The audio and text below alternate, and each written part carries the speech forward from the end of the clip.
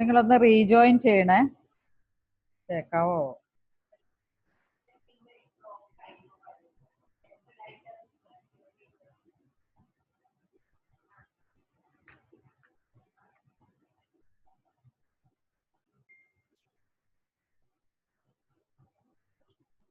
For settlement of complaints by ombudsman ആണ്. There are 3 steps in the settlement of complaints by ombudsman. First, settlement by agreement എന്ന് പറയും. ഒന്നാമത്തെ settlement ഏതാണ്? Settlement by agreement. Second one settlement by recommendation, settlement by recommendation, and third one settlement by award. അതിൽ first settlement by agreement means ഒരു mediator ആയിട്ട് രണ്ടുപേരുടെയും, ആരൊക്കെ അതിനകത്തുള്ളത്? ഒന്ന് കംപ്ലൈന്റന്റ് ഉണ്ടായിരിക്കും. നമ്മളാണ് ഇപ്പൊ കംപ്ലൈന്റ് കൊടുക്കുന്നതെങ്കിൽ നമ്മളെ പറയുന്നതാണ് കംപ്ലൈന്റന്റ് എന്ന് പറയും. അതുപോലെ സെക്കൻഡ് പാർട്ടി ആരായിരിക്കും? 2 പാർട്ടീസ് ഉണ്ടാവുമല്ലോ കംപ്ലൈന്റിനകത്ത്. നമ്മളിപ്പോ വേറൊരാൾക്ക് വേണ്ടി കംപ്ലൈന്റ് കൊടുത്താൽ കംപ്ലൈന്റ് കൊടുക്കുന്ന നമ്മളും ഉണ്ടാകും, ആർക്കെതിരെയാണോ നമ്മൾ കംപ്ലൈന്റ് കൊടുത്തിരിക്കുന്നത് അതും ഉണ്ടാവും.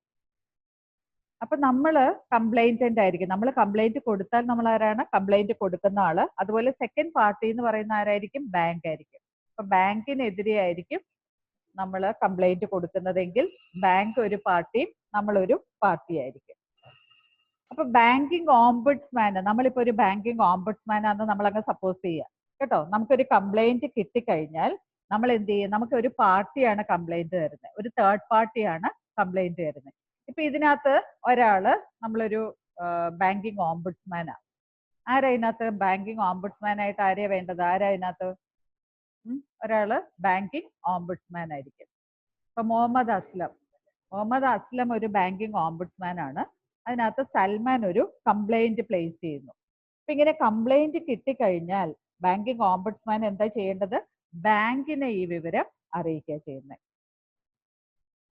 ബാങ്കിനെ അറിയിക്കും, നിങ്ങൾക്കെതിരെ ഇങ്ങനെ ഒരു കംപ്ലൈന്റ് കിട്ടിയിട്ടുണ്ട്. ഇവർക്ക് 2 പേർക്കും ഇടയിലുള്ള ഒരു മീഡിയേറ്റർ ആയിട്ട് ഈ ഓംബുഡ്സ്മാൻ ആക്ട് ചെയ്യുക ചെയ്യുന്നത്. എന്നിട്ട് 2 പേരോട് സംസാരിച്ച്, നമ്മൾ ഈ സാധാരണ സന്ധി സംഭാഷണങ്ങളൊക്കെ ഉണ്ടല്ലോ എന്ന് പറഞ്ഞ പോലെ 2 കൂട്ടരോട് സംസാരിച്ച് പ്രശ്നം അവിടെ സോൾവ് ചെയ്യാനായിട്ട് ശ്രമിക്കും. അതാണ് സെറ്റിൽമെന്റ് ബൈ എഗ്രിമെന്റ്. 2 കൂട്ടര് സമ്മതിച്ച് പ്രോബ്ലം അവിടെ സോൾവ് ചെയ്യും. അതാണ് ഫസ്റ്റ് സ്റ്റെപ്പ് എന്ന് പറയുന്നത്. എന്തെന്നാ സ്റ്റെപ്പിന്റെ പേരെന്താ? സെറ്റിൽമെന്റ് ബൈ എഗ്രിമെന്റ് കേട്ടോ. Settlement by agreement. അതിനകത്ത് അപ്പൊ എന്താ ചെയ്യുന്നത്? ഓംബുഡ്സ്മാന് കംപ്ലൈന്റ് കിട്ടി കഴിയുമ്പോൾ ഓംബുഡ്സ്മാൻ എന്ത് ചെയ്യും? ബാങ്കിനെ അറിയിക്കും. 2 കൂട്ടരെയും വിളിച്ച് അമിക്കബിളി അത് സോൾവ് ചെയ്യാനായിട്ട് ശ്രമിക്കും. That is settlement by agreement. Second one is settlement by recommendation ആണ്. സെറ്റിൽമെന്റ് ബൈ റെക്കമെൻഡേഷൻ, അതായത് ഫസ്റ്റ് സ്റ്റെപ്പിൽ തീരാത്ത കേസിലാണ് സെക്കൻഡ് സ്റ്റെപ്പിലോട്ട് പോകുന്നത്. അതായത് അമിക്കബിൾ 2 പേരും കൂടെ സമ്മതിച്ച് ഈ പ്രശ്നം തീരുന്നില്ല. അങ്ങനെ വരുമ്പോഴത്തേക്ക് സെക്കൻഡ് സ്റ്റെപ്പിലോട്ട് പോവുകയാണ്. അത് കംപ്ലൈന്റ് കിട്ടി 1 മാസം കഴിയുമ്പോഴത്തേക്കും, within A period of 1 month ആണ്, 1 മാസത്തിനുള്ളിൽ തന്നെ ഒരു റെക്കമെൻഡേഷൻ ഓംബുഡ്സ്മാൻ ആയിട്ട് പറയുകയാണ്. അതായത് ഒരു സൊല്യൂഷൻ ഓംബുഡ്സ്മാൻ ആയിട്ട് പറയുകയാണ്. ഇപ്പൊ മുഹമ്മദ് അസ്ലം ആണ് ഇവിടുത്തെ ഓംബുഡ്സ്മാൻ ഞാൻ പറഞ്ഞു. അപ്പൊ മുഹമ്മദ് അസ്ലം തന്നെ പറയുകയാണ്, നമുക്ക് ഈ കാര്യം ഇങ്ങനെ സോൾവ് ചെയ്യാം എന്ന് പറഞ്ഞുകൊണ്ട് കംപ്ലൈന്റ് തന്ന ആൾക്ക് ആദ്യമേ ഒരു റെക്കമെൻഡേഷൻ കൊടുക്കുകയാണ്, നമുക്കിതിങ്ങനെ സോൾവ് ചെയ്യാന്ന് പറഞ്ഞിട്ട്. അപ്പോ ഇത് കംപ്ലൈന്റ് കൊടുത്ത ആൾക്ക് ഈ റെക്കമെൻഡേഷൻ സ്വീകരിക്കുകയോ സ്വീകരിക്കാതിരിക്കുകയോ ചെയ്യാം. സ്വീകരിച്ചാലും ഇല്ലെങ്കിലും ഓംബുഡ്സ്മാനെ വിവരം അറിയിക്കണം. എനിക്കിത് സമ്മതമാണ്, അല്ലെങ്കിൽ ഞാനിത് അക്സെപ്റ്റ് ചെയ്യുന്നില്ല എന്നുള്ള വിവരം അറിയിക്കണം. അങ്ങനെ അറിയിച്ചു കഴിയുമ്പോൾ ഓംബുഡ്സ്മാൻ നെക്സ്റ്റ് സ്റ്റെപ്പായിട്ട് ബാങ്കിനെ ഇന്റിമേറ്റ് ചെയ്യും. കംപ്ലൈന്റിന്റെ അത് അക്സെപ്റ്റ് ചെയ്യുവാണെങ്കിൽ മാത്രം ബാങ്കിനെ ഇന്റിമേറ്റ് ചെയ്യേണ്ട ആവശ്യമുള്ളൂ, ഇല്ലെങ്കിൽ പിന്നെ ബാങ്കിനെ ഇന്റിമേറ്റ് ചെയ്യേണ്ട ആവശ്യമില്ലല്ലോ. അപ്പൊ നമ്മളൊരു സൊല്യൂഷൻ പറഞ്ഞു, ആ സൊല്യൂഷൻ കംപ്ലൈന്റിന്റെ അത് അക്സെപ്റ്റ് ചെയ്യുകയാണെങ്കിൽ ഓക്കെ, അതവിടെ തീരും. എങ്ങനെ? ബാങ്കിനെ അറിയിച്ചു, ബാങ്ക് കൂടെ സമ്മതിച്ചാൽ അതവിടെ തീരും. അപ്പൊ ബാങ്കിനെ അറിയിക്കുന്നത് എപ്പോഴാണ്? ഈ കംപ്ലൈന്റിന്റെ ഓംബുഡ്സ്മാൻ പറയുന്ന സൊല്യൂഷൻ അക്സെപ്റ്റ് ചെയ്യുകയാണെങ്കിൽ ഓംബുഡ്സ്മാൻ ഓട്ടോമാറ്റിക് ആയിട്ട് പിന്നെ നെക്സ്റ്റ് ചെയ്യുന്ന എന്താണ്? ബാങ്കിനെ ഇത് ഇന്റിമേറ്റ് ചെയ്യും.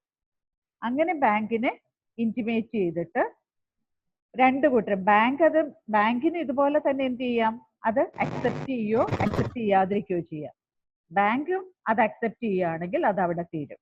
എങ്ങനെയാണെങ്കിലും ബാങ്കും ഈ വിവരം ഓംബുഡ്സ്മാനെ അറിയിക്കണം, whether the bank accept it or not എന്നുള്ളത്. അപ്പൊ രണ്ട് കൂട്ടരെ ഇവിടെ സമ്മതിച്ച് പ്രശ്നം ഇവിടെ തീരുകയാണെങ്കിൽ ആ കേസ് ഡിസ്മിസ് ചെയ്യും. അപ്പൊ സെക്കൻഡ് സ്റ്റെപ്പ് നിങ്ങൾക്ക് മനസ്സിലായല്ലോ, സെറ്റിൽമെന്റ് ബൈ റെക്കമെൻഡേഷൻ ആണ്. അതായത് ഒരു സൊല്യൂഷൻ ആര് പറയും? ഓംബുഡ്സ്മാൻ പറയും. ആദ്യം കംപ്ലൈന്റിന്റെ അടുത്ത് പറയും, പുള്ളി അത് സമ്മതിക്കുകയാണെങ്കിൽ ബാങ്കിനെ കൂടെ അറിയിക്കും, ബാങ്ക് സമ്മതിക്കുകയാണെങ്കിൽ അവിടെ വെച്ച് അത് സോൾവ് ചെയ്യാൻ പറ്റും. ഇനി തീരാത്ത കേസിൽ ഓംബുഡ്സ്മാൻ തേർഡ് സ്റ്റേജിലോട്ട് പോകേണ്ടതായിട്ട് വരും. തേർഡ് സ്റ്റേജിനെ പറയുന്നതാണ് സെറ്റിൽമെന്റ് ബൈ അവാർഡ് എന്ന് പറയും. Settlement by award. ഇവിടെ അവാർഡ് എന്ന് പറഞ്ഞാൽ അവാർഡ് കൊടുക്കുന്നൊന്നുമല്ല, ഓംബുഡ്സ്മാൻ തന്നെ ഒരു ഡിസിഷൻ അങ്ങ് എടുത്ത് ഇവരെ അറിയിക്കുന്നതാണ്. അതും ഇവർ സ്വീകരിക്കുകയോ സ്വീകരിക്കാതിരിക്കുകയോ ചെയ്യാം.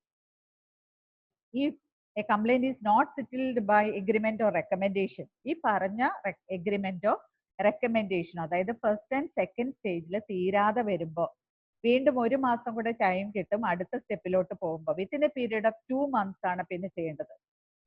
ഓംബുഡ്സ്മാൻ ചെയ്യുന്ന എന്താന്ന് വെച്ചാൽ രണ്ട് പേരെ അറിയിക്കും his intention to pass an award. രണ്ടുപേരോടും ഒരു ഡിസിഷൻ എടുത്തിട്ട്, ഒരു തീരുമാനം എടുത്തിട്ട് രണ്ടുപേരെ അറിയിക്കുകയാണ് ചെയ്യുന്നത്. He will pass an award only after giving. രണ്ടുപേരോടും പറയും, നിങ്ങൾക്ക് പറയാനുള്ളത് എനിക്ക് കേൾക്കണം. കേസിൽ കോർട്ടിലൊക്കെ പറയുന്ന പോലെ രണ്ട് കൂട്ടരെയും വിളിച്ചിട്ട് അവർക്ക് രണ്ടു കൂട്ടർക്കും പറയാനുള്ളത് കേട്ടിട്ട് ഓംബുഡ്സ്മാൻ ഒരു തീരുമാനം എടുത്ത് ഇവരെ അറിയിക്കുകയാണ് ചെയ്യുന്നത്. A copy of the award will be send to the complainant and the bank. ഈ രണ്ട് കൂട്ടർക്കും ഇത് വേണമെങ്കിൽ സ്വീകരിക്കാം. അത് സ്വീകരിക്കുവാണെങ്കിൽ അവിടെ വെച്ച് ഓംബുഡ്സ്മാന്റെ അടുത്ത് വെച്ച് അത് സോൾവ് ചെയ്യും. ഇനിയും അവിടെ വെച്ച് തീരുന്നില്ല, ഓംബുഡ്സ്മാൻ പറയുന്ന അവാർഡ് അവർക്ക്, പറയുന്ന സൊല്യൂഷൻ അവർക്ക് സ്വീകാര്യമല്ലെങ്കിൽ he will report the matter to RBI. എന്താ ചെയ്യുന്നത്? അദ്ദേഹം അത് RBIക്ക് റിപ്പോർട്ട് ചെയ്യും, റിസർവ് ബാങ്ക് ഓഫ് ഇന്ത്യക്ക് റിപ്പോർട്ട് ചെയ്യും. റിപ്പോർട്ടഡ് ടു RBI ആൻഡ്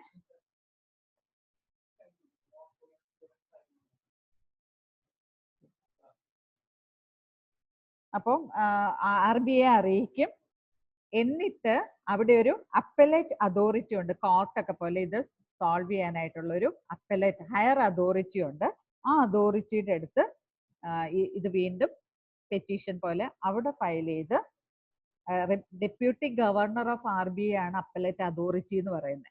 അപ്പൊ അപ്പലേറ്റ് അതോറിറ്റി ആയിരിക്കും നെക്സ്റ്റ് ഇതിനൊരു ഡിസിഷൻ എടുക്കുന്നത്. ആ ലെവലിലോട്ട് പോകും. അപ്പൊ ഓംബുഡ്സ്മാന്റെ റോൾ അവിടെ കഴിഞ്ഞു. He will report the matter to deputy governor of RBI. ഇത്രയാണ് ഓംബുഡ്സ്മാന്റെ ഫങ്ഷൻസ് എന്ന് പറയുന്നത്. പുള്ളി ഓംബുഡ്സ്മാനെ കുറിച്ച് ഇത്രയും കാര്യങ്ങളാണ്. ഇത്രയും കാര്യങ്ങൾ നിങ്ങൾ പഠിച്ചോണം. Who is an ombudsman, what are the complaints we can register with ombudsman, what are the steps he is following. Okay, മനസ്സിലായല്ലോ? എന്തെങ്കിലും ഡൗട്ട് ഉണ്ടോ? മനസ്സിലായോ? എന്തെങ്കിലും ഡൗട്ട്സ് ഉണ്ടോ?